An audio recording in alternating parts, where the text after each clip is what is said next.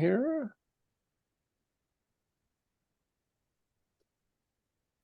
And I don't have the agenda in front of me. Hold on. Okay, sorry.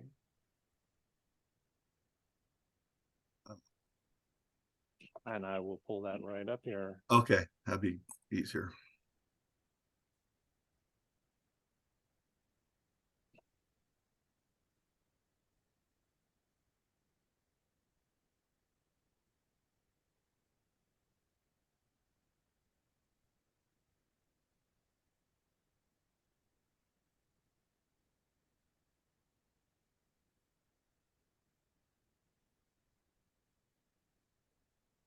Can everyone see that?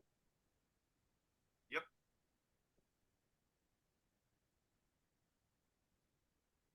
Okay. So yes, once again, I'll call the meeting to order and welcome and introductions. I think there may be some new faces, or I don't. We should probably do some introductions. So I am Peter Danforth, chair of the Lamoille Basin and district manager for Lamoille County Conservation District. And Dean, I guess you go next.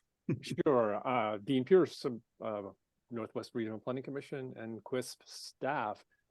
If we are going to continue with this, we can just choose our successor. So I will choose Sarah. Good morning, I'm Sarah Had. I'm the town manager for the town of Fairfax and your vice chair. And maybe the other Sarah. Sure, I'll come to the other Sarah. Hi, I'm Sarah. I'm the Eco AmeriCorps member at the Northwest Regional Planning Commission.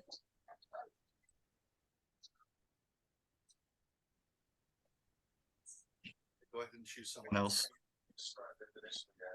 Oh, I'm sorry. Megan.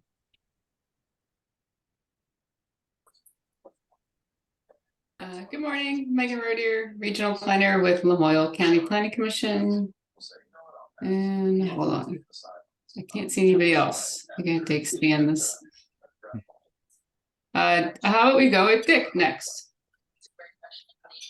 Hi, I'm Dick I'm Dick Goff, a member of the Board of Directors for Lamoille County Planning Commission, and a voted member of this board. How about Joanne? Hi, Joanne Hanowski. I'm from Greensboro, representing the stewards of the Greensboro watersheds. How about Ken? Good morning, Ken Mink, Georgia Conservation Commission. I'm an alternate.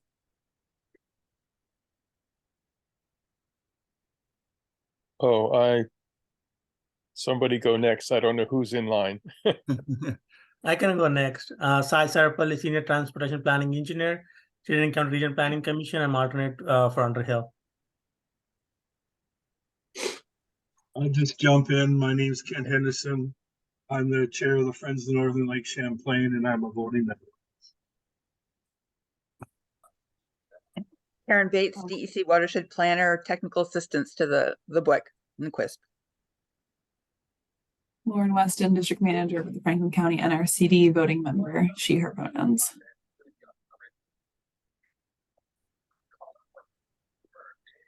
I think Adelaide. I'll go next. Good morning, Adelaide Dunn, newly appointed District Manager for the Winooski Natural Resources Conservation District. Casey Spencer is my predecessor, and I'm not sure if we are a voting or if we're just a support on this one. Could you let me know? At this point, Adelaide, you would be moving into the spot as an alternate for Lauren, although that can be worked out. It occurred to me after seeing your email and after hearing you mention that you were taking the role. We just need some paperwork. It will not happen today for you to be proposed as the new alternate, but that should happen at the next meeting. Okay, great. Maybe we can follow up via email and get things in order and then add it to the agenda for next time. Thanks for your patience. I'm getting caught up to speed on all the different hats that we wear. yeah, no worries. And I did send an email that went out about 10 minutes ago. Maybe you saw, maybe you didn't. I just got into the office, so I'll log in and check it out. Thank you so much, Dean. All right, thanks everyone. And also good to see you, Sai. I'm up the hill, Beartown Road in Underhill is where I am right now. I don't know if you're in Underhill right now yourself, but all right, so meeting protocols, I'll just go over those briefly. Hold on. Yeah, so we've done introductions. That's one of the protocols. Also, as possible, book members should have in their Zoom name title the following: name, organization, voting, or alternate, and pronouns if desired. Book members are expected to have cameras turned on during the entirety of the meeting as technically possible. Book members are expected to stay focused, avoid multitasking, and follow the guidance of, if you wouldn't do something in an in-person meeting, don't do it in a virtual meeting. Book members will use the raise hand function on Zoom to indicate a request to speak. Come off mute. This is an effort to make sure all of us are heard in turn. All members will stay muted until called upon. If needed, QUISP staff may mute participants to avoid background noise. And any comments made in the chat will be read aloud at the appropriate time by QUISP staff in full for the public record. Okay. On to the agenda. Today's agenda. Is there any adjustments or comments on this agenda at this point? Okay, hearing none. Is there a motion to approve the agenda? Do I hear a motion to approve the agenda? This is Lauren, so moved. Thank you, Lauren. Weston, do I hear a second? Richard? Looks like you're doing that. You're muted though. Now you're sideways. Yeah, I will second that, but I also have to, I was a little slow, but I'm going to have to abstain from. Abstain? I'll have to abstain from the two budget items coming up ahead. As a member of the LCPC board, I think that's the group that's asking for a budget adjustment. Okay. But I second the acceptance of the minutes. Okay. All right. Any further discussion? Nope. Okay. So all in favor of approving today's agenda, say aye. Aye. Aye. All opposed, say nay. Any abstentions? All right, the ayes have it. The agenda is approved. On to the minutes. Or wait, minutes, correct? Yeah. And if we need to bring them up or not, people had time to review.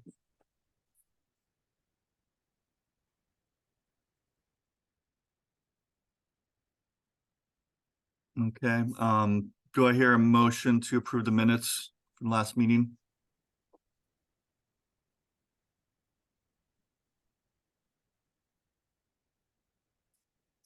Hand up still, is that intentional?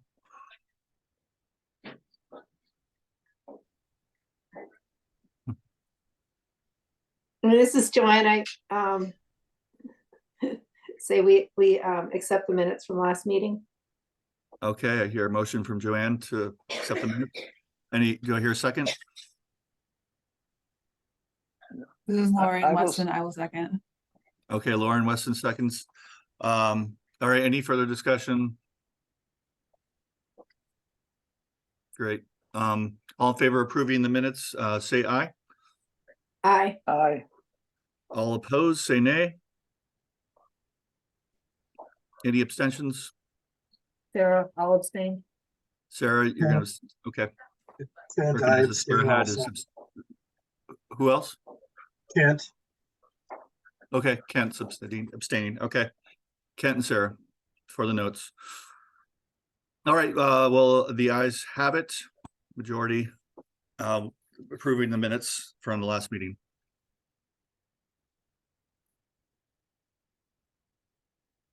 Public comment. Is there anyone from the public in this meeting who would like to make a comment this time? I don't believe so. All right, seating of any new reps or alternates as needed is the next agenda item. And the answer to that is no, but, and the but is that as we were just discussing a minute ago, with Adelaide taking her new role as the director at the Winooski NRCD, I would imagine that at the next meeting, she will be, we'll have the paperwork done to have her seated as the replacement for Casey. Okay. Welcome aboard, Adelaide. Budget adjustment requests. Thank you.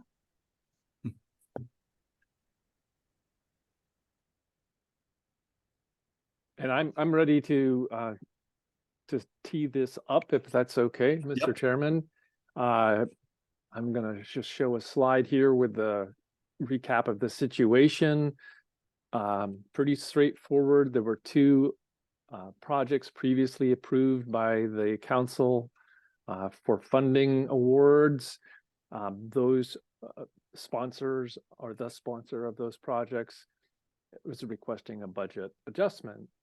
The adjustment, and we'll be getting a little bit more detail from Megan shortly, would cover some of the costs that were not included in the original budget, and they're basically break down into certain administrative costs that weren't included in the application that was originally filed for the town of Hyde Park, which had really just assumed that it was going to be contributing hours that weren't built into the budget, which they could have done, but did not do. And then with the sponsorship of that project moving over to LCPC, that situation no longer exists, and so there would need to be an adjustment for the administrative costs that LCPC will incur.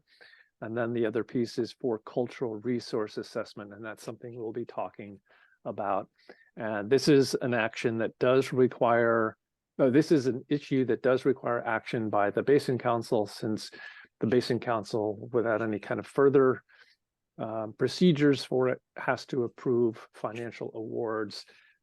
And then as far as a recommendation from the QUISP, from me, from the staff, it is that the request be approved. I can provide a little bit more detail just to help people along if you didn't have a chance to study the meeting packet. In the case of the Centerville project, it's an amount of $7,000, which is 16%, and $4,500 for management, $2,500 for the resource assessment, archaeological resource assessment, and the Gulf Road project that would be increased by $2,500 or 6%, and that's for cultural resource assessment. One of the last things I'm going to say before turning it over is that these numbers don't appreciably change our estimates for the cost per kilogram. It's really just negligible in the overall scheme of things, which is one of the reasons why we recommend approval. And so I'm gonna, unless there are questions, I will stop and then just give Megan a chance to say anything that she would like to say. Sure. Thanks, Dean. Thank you for that introduction and overview. Yeah, so like Dean was saying, the sponsorship for the Centerville Brook Dam Removal Project, which is preliminary design phase, is being transferred from the town of Hyde Park to LCPC. That just made sense, especially given where they're in a transitional period for their town administrator position as well. So we were happy to take on that grant management role. So, I budgeted, as Dean noted, I really just budgeted the 10%, the typical 10% that we've done in the past for block grants for project management, grant management time, and to help act as a project coordinator on that Centerville Brook project. And then the archaeological resource assessments, I would say traditionally, kind of before the new requirement to do, to fill out the preliminary review form that's been established. Before that, traditionally, we really have as needed, done the full phase one archaeological resource assessments at the very beginning of the final design phase for a lot of our floodplain restoration type projects. We obviously are transitioning, to doing it more in the preliminary design phase earlier on now to inform the design process sooner. So the archaeological resource assessment costs is actually based off a very recent and very real figure. We had a similar assessment done recently at Dorothy Smith Access Area in Jeffersonville. So I can say that that figure is, at least for now, fairly accurate and hopefully spot on for just a very basic archaeological resource assessment as needed. Obviously, there still could be a potential for further investigation in later phases of the project. But, after talking with Dean, I added that in for both the projects because that just wasn't historically in the budget that was approved. So, pretty cut and dry, but, like I said, we're moving more towards following the new protocol, of course, and utilizing the new clean water form for the historic preservation review. And certainly there's some benefits to that, doing it earlier on and informing the design process. But sometimes things change too, concept-wise, from preliminary design to final design. So, those are just things we have to navigate. So, yeah, any questions? This is Ken Mink. We're in a similar situation in the Basin 5 program, and I thought the archaeological study had to go out for bid. So it depends on, honestly, like we would be following our own procurement policy. So sometimes it depends on what your procurement policy says. When we do phase one archaeological resource assessments, they do go out to bid. We do an RFP traditionally. But depending on, because it's only like a $2,500 item, so like our procurement policy, I'm just using this as an example, it's less than, $10,000, then we can just solicit 3 quotes or, and then we're meeting our procurement policy essentially. But I don't know, Dean, you want to add anything to that? I think the important thing is what you just said last, and that is having 3, soliciting at least 3. So it's, if there's not a request for proposals or a formal request for proposals, it doesn't mean that it's non-competitive. It meets the competitiveness requirements if you have at least 3 legitimate companies that are offered the chance to perform the work.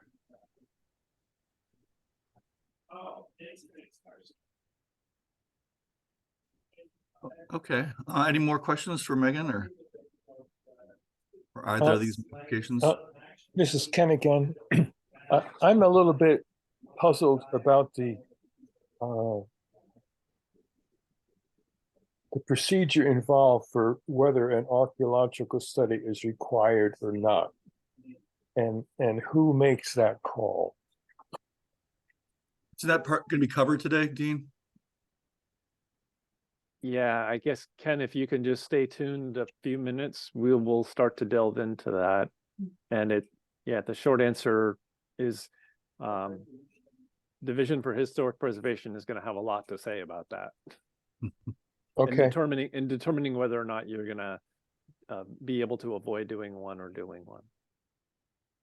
Yeah, we typically, in the preliminary design phase, very early on, we would, try to do some kind of site visit or, connect with the Historic Preservation Division. So they would provide guidance, as Dean said, on whether you need to do one. Have you tried reaching out to them recently? I sent in a request this beginning of this week and I haven't heard back. Is there anyone in the office? Is there someone good to talk to? Well, they could be on vacation. I mean, I haven't had any issues prior to this week, I guess I'll say, with getting in touch with like Scott Dillon and other folks. So Okay, I'll just be patient. Vacation mode, you know, some people are already there. Yeah, well, I got another week and then I'm gone. So is there a consultant already on board for this project? No, because it's just being granted, you know, Okay. budget adjustment now. So no, we haven't done any work on these two projects yet because we don't have a formal agreement in place. Gotcha. Okay. Kent? Thank you. Thanks, Peter. I really want to just start. I'm really supportive of making these amendments. It's very important to do. I anticipate that I'm going to have to do the same thing on some projects that we're working on right now. And this is just more of a question about how to go about adjusting the budget. When I skimmed through the budgets prior to the meeting, it appeared that these costs were being assigned to indirect costs. And I'm wondering if that is if that's the recommended way to apply for this, or if this needs to be done separately. I mean, I've got a project where my engineering firm, they had not thought about the oversight, the time on the project, and so we've had to make an amendment. But I've made my indirect costs and contingency costs separate, and they did not cover the increase in the management costs. So I was just curious for a little guidance on that from Quist on how that's to be entered. Yeah, I will say so the budget that I revised did include, you know, a breakdown. I mean, the version that Dean has, the detailed version that Dean has, does include this breakdown of indirect and direct costs. So the overall, for example, 4,500 management is both of that. You know, it's like the breakdown of it includes both indirect and direct costs. Here you go, Dean's sharing now. And then of course, you know, the archaeological resource assessment is just down there under consulting costs, future consulting costs. Thanks, Dean, for bringing that up.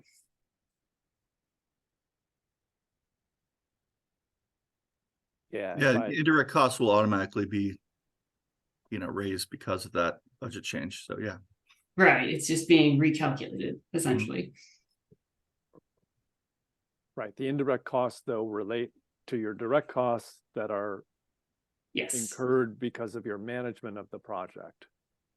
Correct. Right. It's not like taking profit on indirect or taking profit on the consultant's fee. I think maybe one of the issues is that the numbers are relatively close, but there are costs from LCPC that are direct costs, and there are costs from LCPC that are indirect. And then as part of this budget adjustment, there's also the 2,500 for the archaeological resource assessment.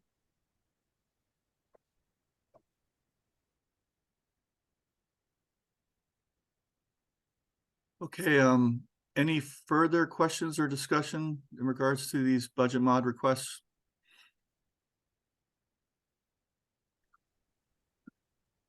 Okay. Do I hear a motion to approve these bonifications?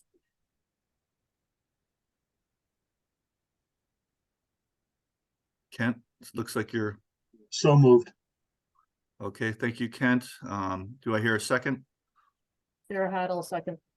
Sarah had to second it. Okay. All right. I assume there's no more discussion. All right. All in favor of approving these two budget modifications, say aye. Aye. All Aye. opposed? Okay, thank you. All opposed, say nay. All right. Any abstentions? I abstain. This is Dick Goff. I abstain. Right. Okay. Thanks, Dick. If it's okay, if I can, just because there are the recusals, I believe I have Lauren as an aye, Kent as an aye, Sarah as an aye, Peter, you are an aye. Is that correct? Well, I'm just calling for it. Okay, well, we need. I mean, I'm assuming, yeah. And Joanne, you are an aye, and Cy, were you an aye? Because you are both voting today. Yeah, I wanted to check because we need to have the 5, and with those we we have 6 and there's no vote for you. If you would, as chair, would prefer to not vote unless you need to, you do not need to. I just wanted to have that clear. Okay, I see. Yeah, I Yeah, wanted if to it's make not sure required, that, yeah, yeah, the record just needed to clearly show that there, with the recusal, still there were at least 5 votes. That was the key Okay. thing. Yeah, gotcha. so, yeah, I'm, yeah. Okay, well, with that said, the ayes have it. We approve the 2 budget modifications. Thank you. Thank you. Hey, good luck. Policy on budget adjustments. Well, that tails in nicely. It does indeed. And if I can just keep things rolling along, and perhaps the meeting can end on the early side today. The meeting packets included a staff memo and a proposed policy. The background for this is that basin councils, like I said a few minutes ago, must approve requests for funding, use of QUISP funds. When the council does that, then it goes back to the QUISP to handle the paperwork and the procurement. And as Megan was said, they hadn't done any procurement because we haven't, as the QUISP, signed an agreement with them, and they weren't ready to sign an agreement, understandably, until the budget situation was clear. So now that that's done, we'll follow through, but we handle that paperwork, but without some further actions or decisions by the council, any change needs to come back to the council, change in budget. They occur, as you've just seen, and in at least one other basin, that has led the council to adopt a policy that says essentially that if there are requests for budget adjustments, that they only require action by the council when they reach a certain point. And in Basin 5, which has such a policy, it's a percentage. So Basin 5, and Ken is somewhat familiar with this because I believe he attends those meetings, and others do. There is now a policy that would address a situation like this one. Basin 6, the Missisquoi Basin, has started a conversation, and they're going to continue it, but they do not have a policy, and I guess I kind of want to say they don't have one yet, because I think that they will have one, but they do not at this time.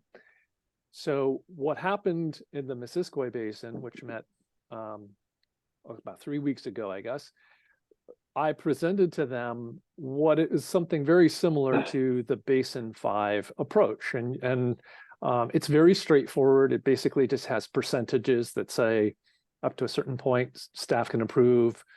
Up to a higher point, it then requires the chair and the vice chair. But then beyond that, it requires a vote.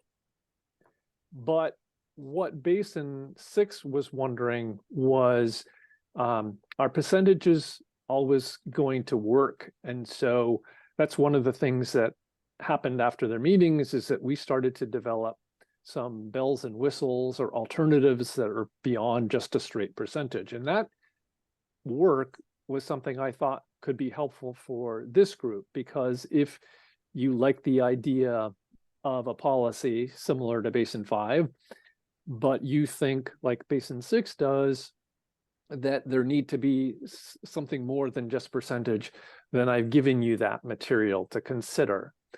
So in essence, and I'm hoping people can just see this, if it's less than or equal to 10%, it would be something that could be staff approved. That's what happens in the basin serving northern Lake Champlain. Between 10 and 20%, it's with the concurrence of the chair and vice chair, although one of the recommendations that I've made in the draft that I've shared with you is that sometimes the chair or the vice chair might have a conflict, and so it shouldn't just be limited to the chair and vice chair. If one of them has a conflict, if there's a second person, if you have 2 WIC members, then the same kind of rules would apply. But then over 20%, it would need to come to the WIC at the next meeting. So that's that's applying Basin 5's approach. And if you are happy with it being very, very simple, then perhaps that's something you'd want to consider. On the other hand, I'm just going to try to summarize quickly the alternatives that were included in the packet. An alternative to just using percentages would be to say percentages plus caps. And so in the simplest approach that I gave you, it simply says, okay, we think makes some sense for 10%, but you know, if it's a lot of money, it should be capped. So I just threw out this $10,000 cap as one point that we would say, hey, if it's 10%, but it's $11,000, that would require review by the chairs. And similarly, 20% could be a lot of money. And if it's in excess of $20,000, then that gets out of their hands. So the idea is simply that maybe percentages aren't enough and there should be caps. We can take this even further, and I don't need to spend a lot of time talking about this, but the meeting packet had some variations on the theme that basically said caps are a good idea, but they don't work well if they treat all projects the same. And so it would have a different set of numbers depending on whether a project is an early stage or exploratory project. It's one set of numbers, but design and implementation, it would be a different set of numbers. And then the third version takes it even further and says assessment projects are really distinct, and design projects are distinct when they cost up to $150,000. But then, you know, when we get into this realm of a really big project, we want to have a cap that is reflecting that. So this may have made the whole topic more complicated. And if it did, then I would say just go back to the basics and then work out from there. And then just to wrap up, these questions are posed in Basin 6. Is first of all, is this a good idea? At least one basin thinks it is, and they have a policy, and the second basin is thinking about it, and maybe others are. Is there a better way to do it? These numbers, there's nothing sacred or magical about them. They're starting points for discussion. And then if there is some traction here for the idea, then what would the next steps be? Would it be to come back with a revision or to do something in particular? And that's really where I will end it off. And I see that Dick Goff's hand is up, so maybe things should just open up for discussion, and starting with Dick. Okay, I have two comments. One, reading the policy is written, I don't think it says, but I would expect if the SWIFT approves a budget change, that should be presented back at the next council meeting, so we're aware that the budget was made.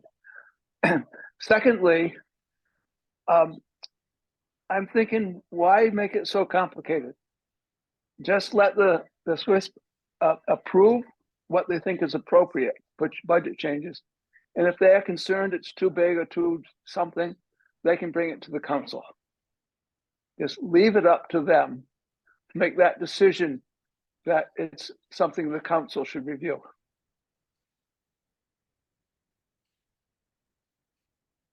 Lauren? Yeah, I appreciate Dick's comments, and I guess I would lean towards more having the BWIC approve it, the whole BWIC approve it with no guidance around percentages or caps as needed. Would be my 2 cents. Dean? Yeah, I just wanted to address one of Dick's points. In the draft that I provided to you, yes, if there is any adjustment to a budget made either by the QUISP staff or by the QUISP staff and the chairs, the policy says any budget changes approved by QUISP staff or the chair and vice chair shall be listed as information items on the meeting agenda subsequent to any approval. So there is very much intended, and that isn't something that is included in the Basin 5 policy, although it's their practice. But yes, the idea is that if this happens, you should definitely know about it.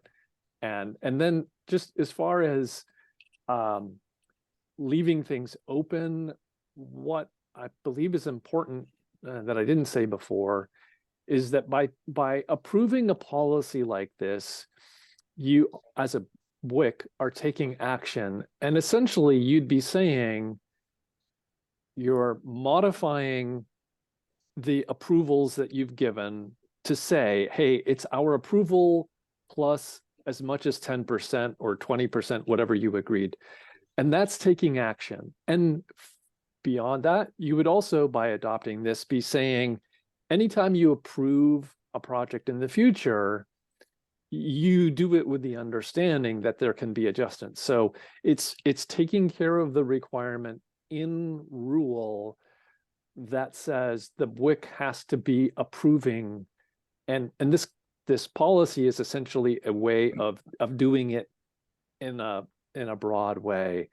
It would be necessary to have a policy of some sort. There could not be a policy. I'm sorry, there could not be no policy, and the QISP just decides to award adjustments. We could never do that because the book had never said that it can do that, and so we wouldn't. Didn't we just do that? The BWIC approved, but the QISP, I had understood Dick's comment, and it was, I guess I read it or interpreted it either as him saying QISP staff could say, hey, does this really need to go to the council? Or the QISP staff talking to the chair and the vice chair. There needs to be something that says the QISP can approve it, or the QISP plus the chair could approve it, or we just can't. It would have to come to the BWIC. And that's why the votes that you just took were done, it's because it had to be done that way. And yeah, I guess I'll just leave it at that. Well, my gut reaction is that anything 10% or lower, I don't really want to spend time on personally or voting on. I think the QISP should just take that and run with it. But anything above 10%, that would be my vote, is have the full WIC vote and just make it as simple as that. But that's just another model. But under 10% or less, that's just going to get grinding. I imagine it might happen a lot. So don't want to waste time. Dick? So if we adopted something like 10%, and I think part of the objective is to make this quick enough that these projects can proceed without waiting for the next council meeting. So if we adopted something like 10% and a project came in and asked for a budget adjustment of say 12%, could the SWISP adopt the 10% of it and wait for the other 2% for the council to adopt it? I guess the answer is yes, but we might also be pushing back just because of the administrative, hassles that go along with adjusting an agreement twice rather than once. Right. Kent. Go ahead, Rick. Yeah. Dick. Well, that brings back to the question of how critical is the time frame.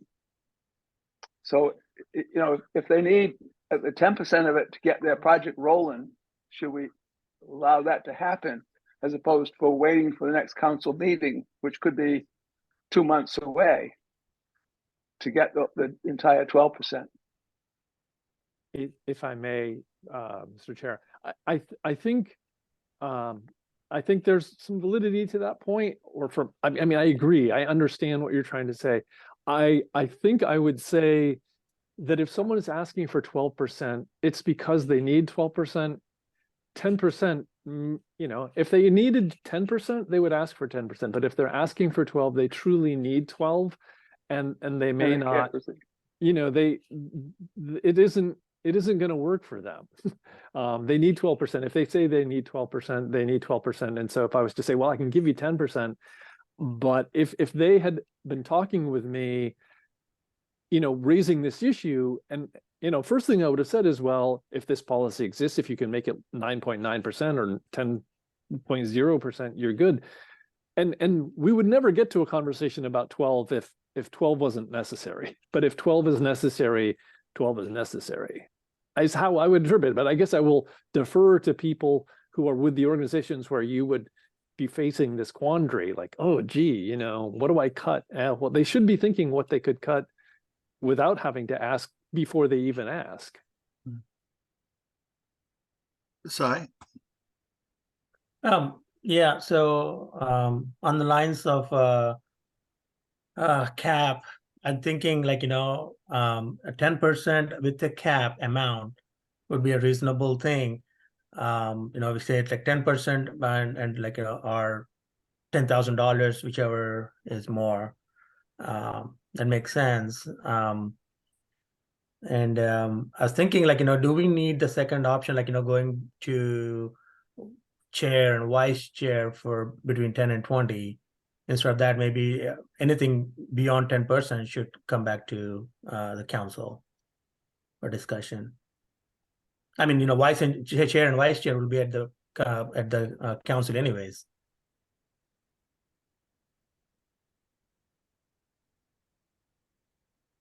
Ken.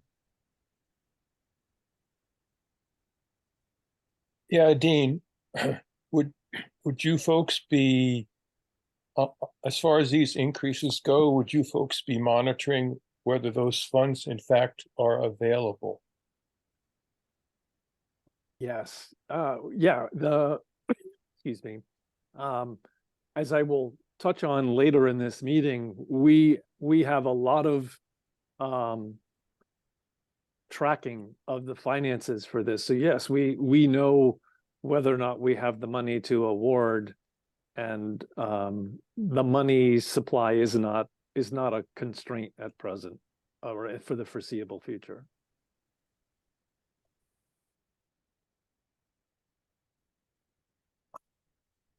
I think it was Kent and Sai, or I missed the. Oh, sorry. Yeah, I'll go first. Okay. So I had another question. So budget adjustment request, can they this request can be like multiple stages, or is it going to be like one adjustment per project? I mean, like, or they can have like another adjustment after like further investigation. Maybe they need more money for implementation. Do they submit another request for more money? And are we looking at like overall 10%, or is it just for one request 10%?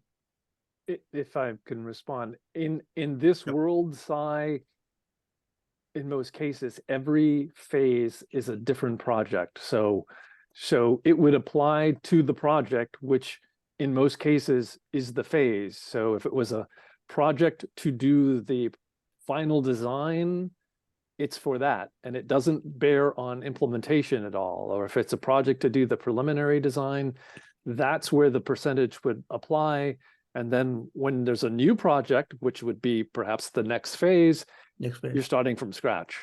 Gotcha. Okay. So it's all like different phases. Okay. Yep. Thank you. Ken? Thanks. I keep going back to our original agreement was to meet on a quarterly basis.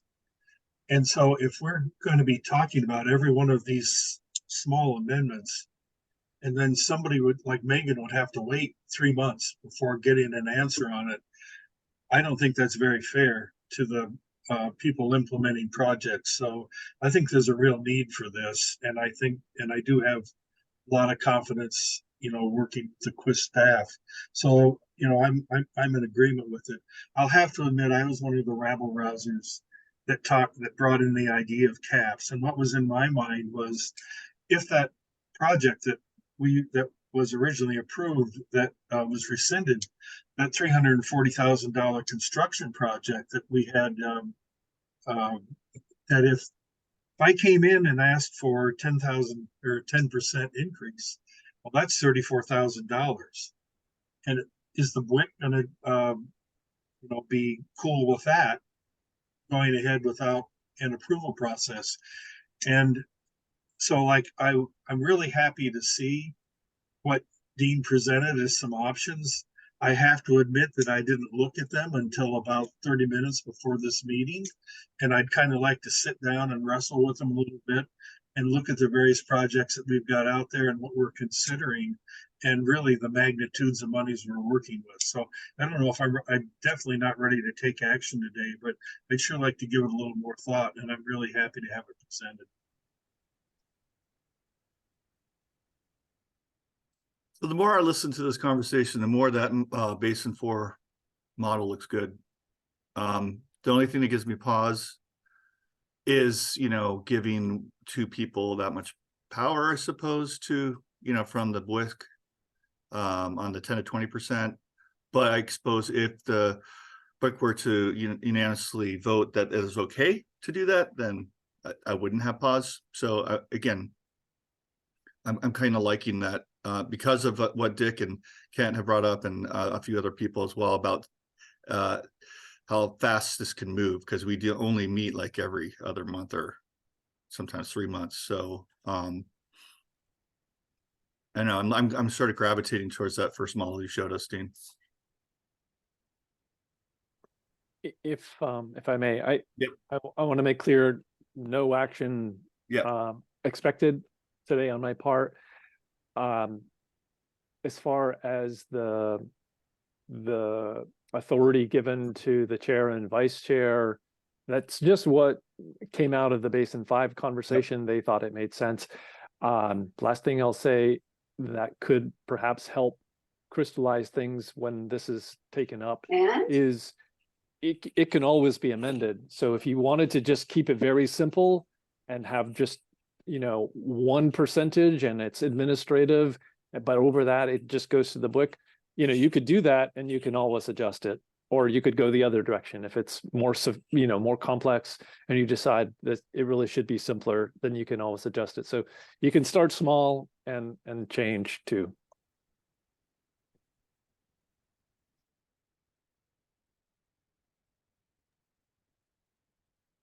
I mean, sorry, can I? Sorry. Yeah.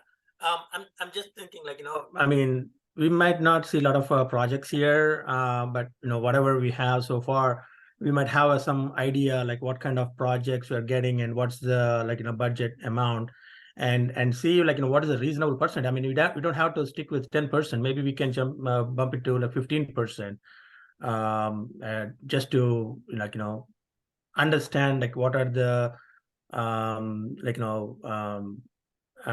adjustments that might happen, and what are the impacts to the budget, like the whole budget, and maybe we can increase that percentage to 15%, so that that would probably help projects moving forward. I don't know, I'm just thinking broad here. I don't have exact numbers. Yeah. Just a thought. Can I respond to that side, Megan? Is that right? Just I think that you have a good point. And as we move forward, we kind of get an average on what kind of modifications are occurring. We might have a better mindset about how to approach it. So as Dean said, let's think of voting about something, anything for next session. And then as the year goes and we see what kind of modifications have been asked for, we can kind of regroup and see what would be better. But I'd say let's make a decision soon, and then modify it if we need to in a year. Meg? Yeah, I was just thinking about like the different phases and the percentage. There certainly would be a higher need, say, in the implementation phase, just to accommodate increase in construction costs or labor costs. So I don't want to complicate things, but maybe we could consider a higher threshold for the implementation phase, just because there's a greater need there. Yes, there is. And, along with inflation and all, it changes rapidly. And it's huge amounts usually that we're asking for in those modifications. So, yeah. Right, exactly. Sometimes it can, Mhm. sometimes 10% can be $30,000, you know, Mhm. it just depends on the project. Yeah.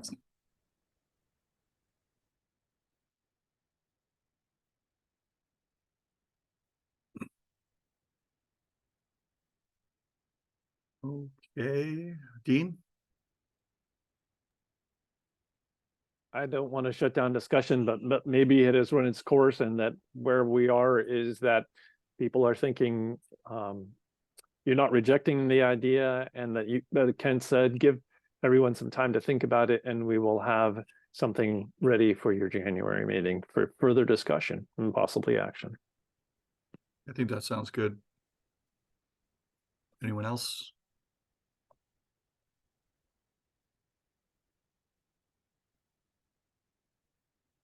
All right, I'd say let's move on to the next line item.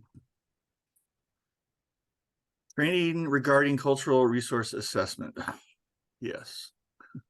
Yeah, this is timely, I think, because of some of the comments, well, the budget requests and the fact that they address archaeological resource assessments, and some of Ken Mink's comments about the project that he's involved in.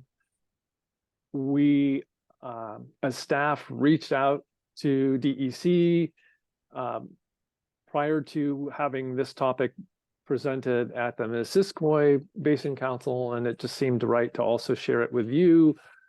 The packets have a memo. There is also an excerpt from this very important document called the funding policy. That document has been updated, I'll say more or less every 2 years. And in the last update, which was done about a year ago, it had a new section on cultural resources. So unless you were really paying attention and appreciating the importance of those new words, this issue kind of crept up on folks. But it's really coming from the funding policy, because the funding policy says what projects are eligible and so on. The packet also had some flow charts in it, not included by mistake, but apologies there, but flow charts, and also a copy of the Division for Historic Preservation form. And like I was just saying, this is on the agenda because it's important for people to understand. And what DEC staff have said is that after a conversation, initially, if the council has specific questions that it would like followed up or would like a presentation from DEC staff, if there are questions that have to do with the funding policy and the things it says, someone from DEC would come. If there are questions about what the Division for Historic Preservation folks are doing, well, then we could invite people from the Division for Historic Preservation to come. I'm just going to quickly go through these because they were in the packet. This is just an overview of the process. First thing is, what's the project type? Because the project type determines whether or not certain things are exempt or conditionally exempt. So once you know what type it is, you know whether or not to go forward. If it's exempt, then you don't have to do a form. But if it isn't exempt, well, then you do have to do a form and submit it. And that's the thing that will lead to the answer to the question that Ken was getting at. It's like, who decides, who tells you? Well, my understanding is that you submit the form, and if the Division for Historic Preservation says, we want to see an archaeological resource assessment, then that's what you're going to do. You do the assessment. If the news is there would be effects, then you got to figure out what you're going to do. And, you know, probably the best, well, one common thing that you will do in response is try to redesign things to avoid impacts, rather than to get tied up with the resource impacts and managing those. When you get through your design, your preliminary design, you got to remember you also have to take care of it again at final design. But that's the overview. I wanted to just spend a couple of seconds talking about the exempt types. Excuse me. The exempt types are assessment and project identification projects. So if someone was able to get funding for a stormwater master plan or for a project that was taking the results of a assessment, like a lake watershed assessment, and they wanted to further develop some of the ideas, that's really early stage work, and those are exempt. The study type projects are exempted, so you don't have to worry about cultural resources at that point. You're buying equipment, a lot of things are on the list that you are not going to deal with. If you are doing an easement project, Aaron's not here, but certain projects that are really just purchasing of rights and land, you don't have to, because it's supposed that those projects are not going to involve disturbance. Buffer plantings are a type of project as well. If you are getting funding for a buffer planting, the supposition is that those are not going to have the impacts that need to be assessed by the division, and so it's exempt. Peter, question. Yeah, sorry. It was my understanding when I read through, not this particular image, but some of the fine prints that came from this, was that projects that are on recently disturbed soil, like stormwater projects specifically, were also exempt. Is that not true? Like if it, you're putting something under pavement so a recently disturbed area, is that no longer true, or? No, so you're right. It's that would fall under the heading of, and I've changed slides here, conditionally attached. Sorry. No, you're good. You're good. So if you have a project and it's not an exempt category, but you are doing your future work only in an area that has been disturbed, but you're not expanding what's been disturbed, then you will pass through the conditionally exempt filter. And then you'll be in the same place that you would be. But if you were doing a stormwater project and part of it was on a former parking lot, but then there was going to be an expansion because you needed more room for this gravel wetland, and you were disturbing new area, then you are no longer conditionally exempt. And that's where you'd be asking yourself, gee, can we redesign this and just keep it restricted to the former parking lot? In which case you would stay, you would continue to be conditionally exempt. So you're right. You can, just because you're conditionally exempt, it doesn't mean that you won't manage to get through back into the exempt category. But it's really comes down to these qualifications. It's no new ground disturbance beyond the footprint. That in the context that you just gave is what's really going to be important. And you don't want to be disturbing structures that are more than 50 years old or structures that are listed. And you also don't want to be affecting there are a number of different state designations for I'll just summarize them as downtown areas. And those two raise these questions that require you to submit the form, to have someone from the division of historic preservation tell you. And so that this is just the first part of the form, which was included, but as I was saying earlier, it's for use for preliminary and final, and you fill it out and you submit it, and then you wait for them to respond, and then you go from there.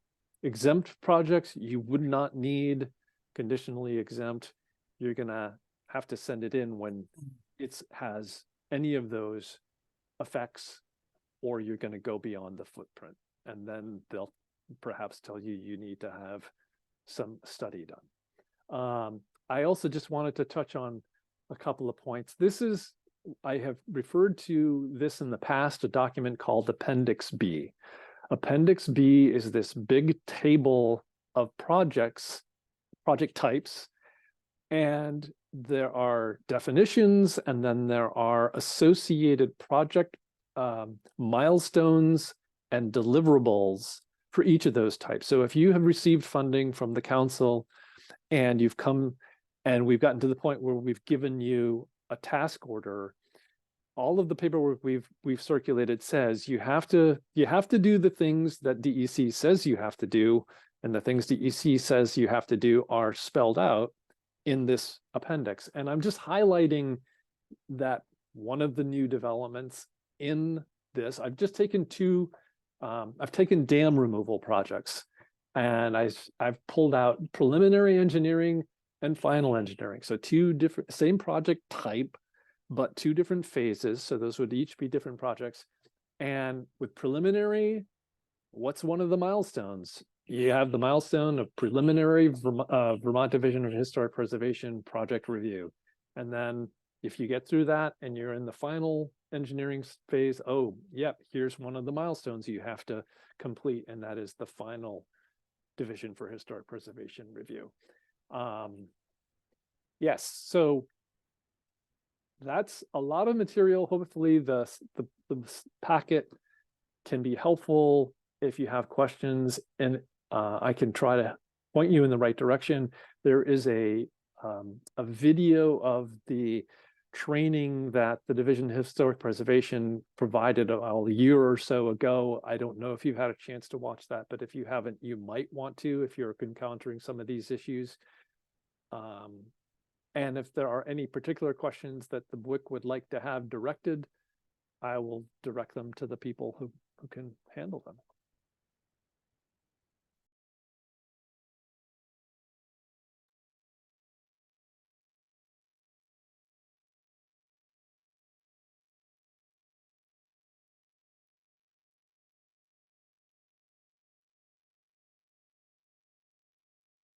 Sorry, I was muted. Kent? Thank you. I'm getting feedback from other organizations that are working through their projects that they're not getting a very speedy response when they are sending in their applications to have this work performed. I have been in touch with NRCS. I was told there may be extra personnel there to work on a single project if it is anywhere near farmland that has got NRCS projects on it. I'm trying to work through that, but I'm being told that that is definitely constrained by their time capacity to do the work. Since this is the DEC appendix that you were showing us, Dean, I'm curious if DEC is looking into expanding their staff in order to provide this service in a way to get more projects out and on the ground and get the work done. Dean? So you're talking about we're pulling the focus back. We're looking at a bigger area. So not just with cultural resource assessments, but just this larger issue of you need feedback from a stormwater person or from a rivers person or from a rivers. Yeah, I'm not in a position really to be aware of what DEC's hiring plans are. I don't know. Karen is here. Maybe she can venture into those waters. No, I don't have much information there.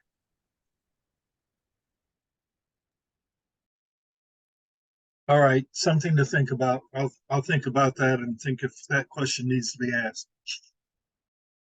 Yeah, I wasn't sure if initially you were directing this to start at the Division for Historic Preservation response and the time that takes, because earlier today I had heard someone mention that they had submitted a form and they had not heard back, and the question of vacations and things like that.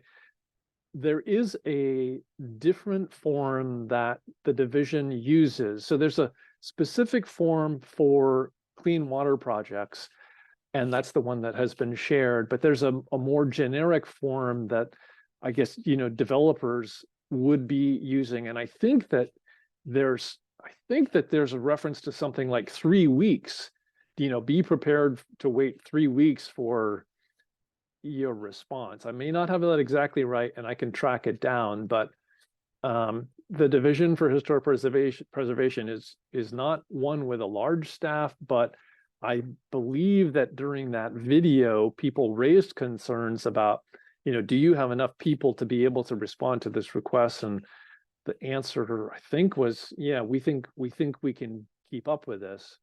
But I guess that may be in the eye of the beholder. This is probably an isolated case, but we've been waiting since early August for a reply and haven't gotten one yet. On a natural resource issue? Yeah, maybe Karen, that's something that you can help.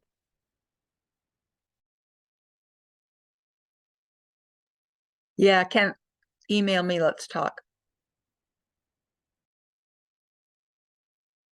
Okay, Ken? Yeah, so our project is on Falls Trail, which used to be a road, but it's no longer a road. In any event, this process got tripped, and now the contractor is saying they can't proceed with anything until the VDHP assessment is done. I'm a bit troubled by the methodology by which the whole process is addressed. It just seems really bulky and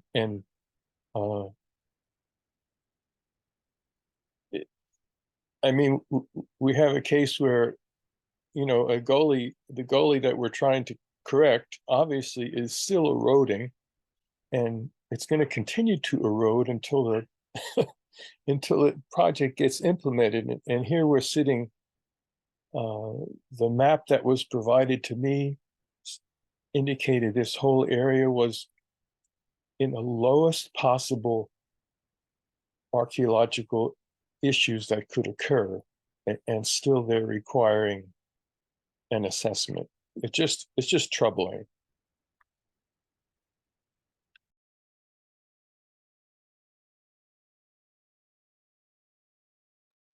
I feel your pain there. I'm actually trying to reach out to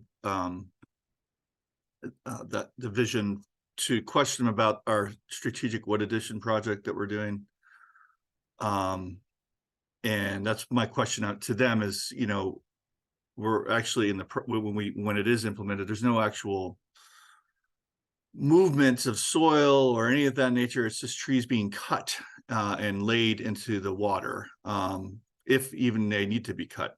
So I'm trying to figure out whether or not we need to do that or not. And it says we do, but I always have to question, and it's always good to bring up those questions. So, because I think strategic wood addition is actually relatively new concept as well, and it doesn't really fit nicely into a box with natural resource concerns, I feel, but that's just my issue. But again, yeah, there is some sort of a lag in responsiveness that I'm starting to hear, and so I hope that doesn't drag us all down in the process.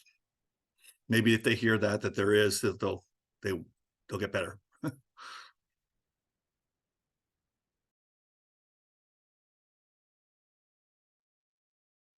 Just as a additional note, the contractor awarded the archaeological piece to a firm, and then 2 weeks later, they came back and said, "Oh, this contractor doesn't have the appropriate amount of insurance." It's like, give me a break. It's just troubling. The whole process has been fought with delays, and to see, implementation is way down the road. It's just not good. Karen? So I just wanted to mention that, just in terms of solutions, that's always nice to get to that point. What in the Basin 5 or the Northern Lake Champlain direct drainages, we've been talking about how we can support engagement, how we can support the WICs, the QUISPs, through these processes. And the strategic wood addition was definitely a topic. And the proposal at this point is that we would get together the people that are really pulling together protocols and recommendations for what would be needed for an assessment, together with the people who are in the our project implementers, to basically give them an update as to what we understand at this point in time. And so that, I think, could be useful. And so I think that's something to keep in mind when there's an issue, a process issue, and something's not working because it's at least an agency of natural resource staff barrier. And here we're trying to figure out, well, what is the protocol for SGA or SWA, yeah, because it's new, then we can do something. And so that's, I think, from you hearing where there's stumbling blocks and what I can do to sort of bring information, or the rest of us can do to bring people together to talk about it. With historic, the division, I don't have much control over that, or but where we can, then we should find ways to pull people together and talk about how to improve the process. Yeah, that would be good. And I think probably some of the radio sounds is that processing issue, that they're probably, thinking and talking to each other. So yeah, thanks, Karen. That's good to hear. Dean? Yeah, as Karen mentioned, the updating of the tactical basin plans provides an opportunity for people in a basin to identify new trends like strategic woody addition and talk them through, and perhaps lead to changes in policy. One thing that the QUISP at Northwest Regional Planning Commission has done and will continue to do is to make DEC aware of its concerns about how policies are developed, because even though the tactical basin plan process may be a way to get some of these things clarified, that only happens once every 5 years. And some of these issues, like I said, the funding policy is updated I think theoretically every year, or maybe practically more like every 2 years. So that's more frequent than the tactical basin planning process. And the next Lamoille update, it's not for another, 3 or 4 years. I'm leading up to the concerns that we as a QUISP have had about DEC's process for making policies.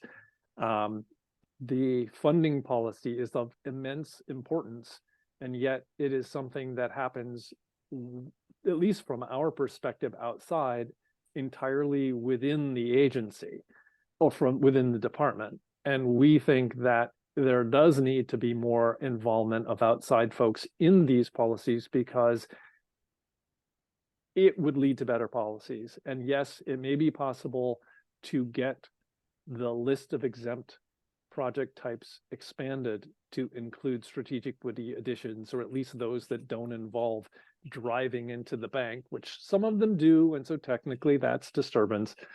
But I'm making the pitch for more DEC openness when it comes to creating policies, because there are many, many policies that affect the work of the QUISP, that affect the work of the councils, and that affect the work of the partner organizations that are trying to do projects. And so I'm just letting you all know as WIC members that we do go to meetings and we do get up on a soapbox and we say, DEC, you need to involve more people in the development of policies like the funding policy, so that there are ways that things like strategic woody addition could be added to the list of exempt projects.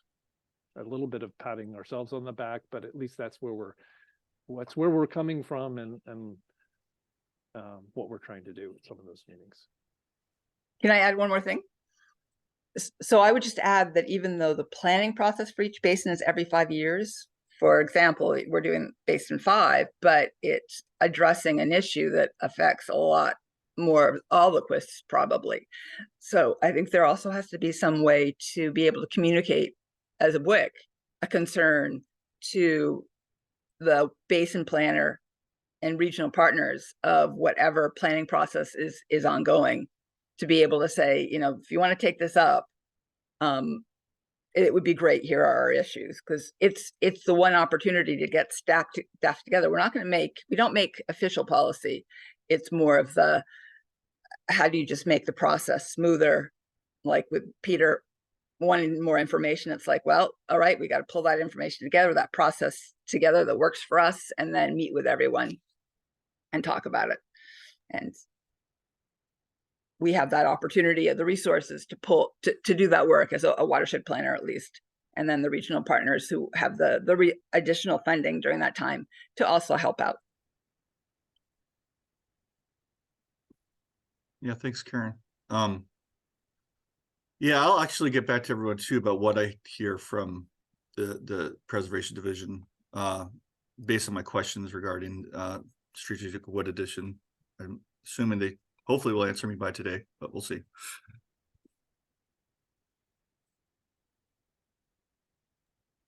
Are we ready to move on? Hey, any more discussion here? Questions? All right, let's get to the next agenda item. Updates, future agenda topics. Yeah, so we're on a bit of a glide path to the end of the meeting. There were some materials in the packet that I'm just going to touch on in terms of updates. Just to call out the future funding rounds, some materials that we prepare as part of the project and financial tracking that Ken was asking about earlier. The whole idea of knowing where the funding levels are. And I'm also just going to mention, as I have at some earlier meetings, the status of one of the latest guidance chapters. That's a form of policy that DEC has been working on that's specific to all of the work that we do, and there are a series of chapters, and one of those is under active discussion right now. And just wanted to be asking people for possible agenda ideas. So far, we will be revisiting the discussion of a policy on budget adjustments, something that I look forward, because the guidance at the DEC level is starting to come into focus, is adoption of projects. Anyway, I just was going to start with funding rounds. The next funding round will open up on February 7th, the deadline of March 14, and the meeting that the council would take that up would be happening around March 28th. So there's a meeting in January, and so 2 meetings from now, you would be looking at reviewing application requests. There was included in the packet some copies of spreadsheets that we file. So we do have a running list of projects. Earlier today, there was a question about, how much has been spent. We will want to know what the typical requests are when people ask for budget adjustments. But if people wanted to know what are the awards that have been made so far, I'm going to have to be adjusting these last 2, because these are the 2 projects that were just adjusted. But we do have those statistics available if people are curious. I also just wanted people to know that we're the beneficiaries of annual amounts of funding. And it's really not annual amounts of funding, because you have more than a year to spend it. So in the first award of funding for the Lamoille Basin, $643,000 were allocated to do projects, and we've spent very, very little. We spent something like 31,000 of that total so far, and so there's still quite a bit of money left in that initial award, and we will continue to allocate that money to projects until it's gone. And when it's gone, then we will actually move into a second year even if it takes us 2 years or 2.5 years to draw down the $643,000, we already have the next slug of money in line. So I just wanted to make that point, and it's foreseeable that a year from now there will be a third amount, and this is why it's important to try to get projects in the pipeline so that we can start drawing down these funds and starting to book the associated amounts of phosphorus reduction that are with them. Anyway, I wanted to be transparent about what the financial side of the tracking that we are doing looks like. If people have questions, then I will answer them. And we can do that offline. But anyway, I just wanted people to have the opportunity to see those numbers that we submit on a quarterly basis in one form and on an annual basis in another form.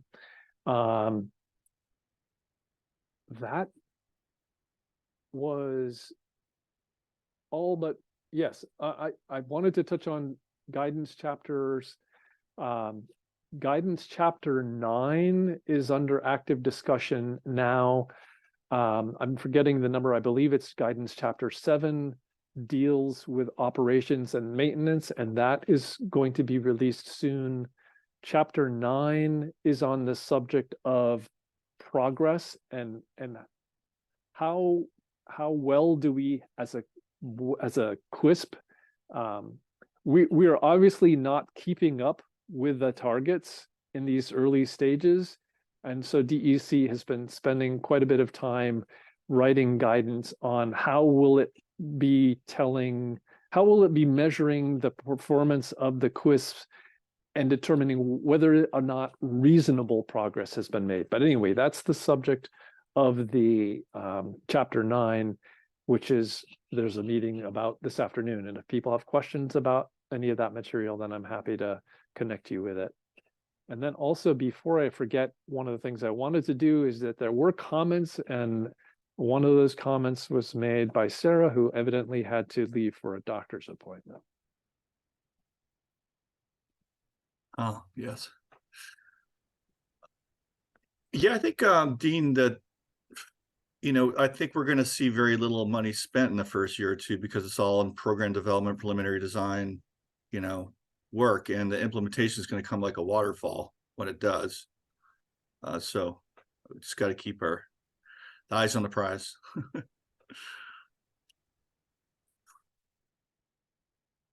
Is there any more discussion about this? Is there any more agenda items that someone would like to bring to the next meeting?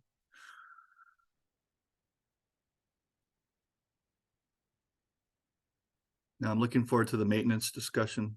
Lauren? Yeah, I'm sorry, I lost my hand. I know we've been having this discussion in the Missisquoi Bay Partners meeting, but I don't know if the Lamoille, not the Missisquoi Bay Partners, Missisquoi Bay BWIC meeting. I don't know if in the Lamoille we've talked about public participation policies here, and if we want to.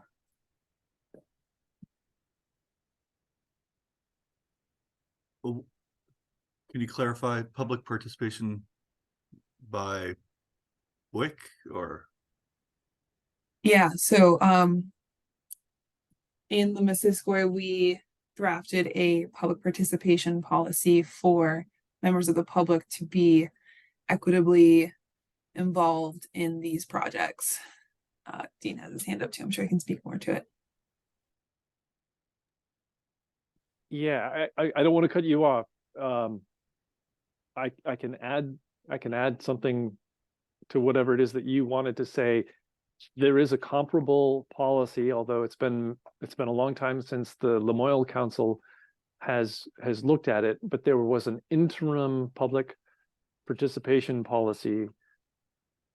Each of the two councils that Northwest Regional Planning Commission is involved in had those policies, and they were seen as basically initial steps because they were requirements of the founding of the councils.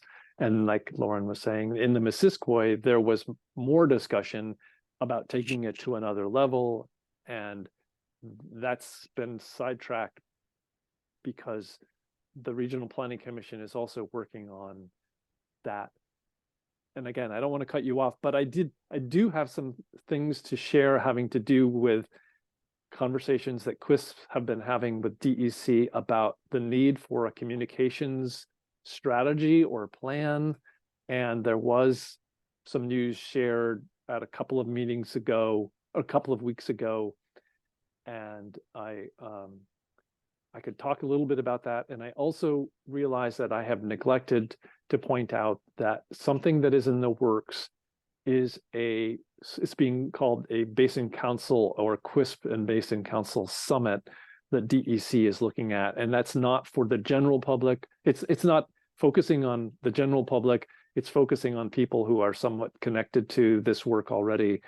And it's not specifically addressed towards communities with disadvantages, which is something that we're supposed to be trying to do. But I will say that just as Karen and folks in Basin 5 are making a big effort to try to expand communications and outreach as part of the planning process, the QUISP are trying to do something the same. And it could be that what will happen is that there's a grant application written that is specifically to cross all of the boundaries, or however many basin councils and QUISP want to be part of it, to ramp up public involvement for this effort. But anyway, I'll stop there and clarify later.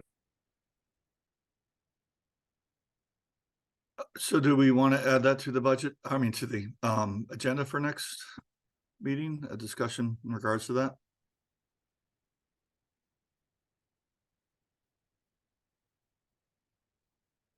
I don't know, Lauren, do you want to like spell it out, maybe an email to Dean, and you know how you would want it phrased? Yeah, I guess I'd like to hear more about the conversations Dean's having with other folks at a future meeting, maybe. Don't need to recreate the wheel that's already been recreated. We can talk about this when we chat on Monday.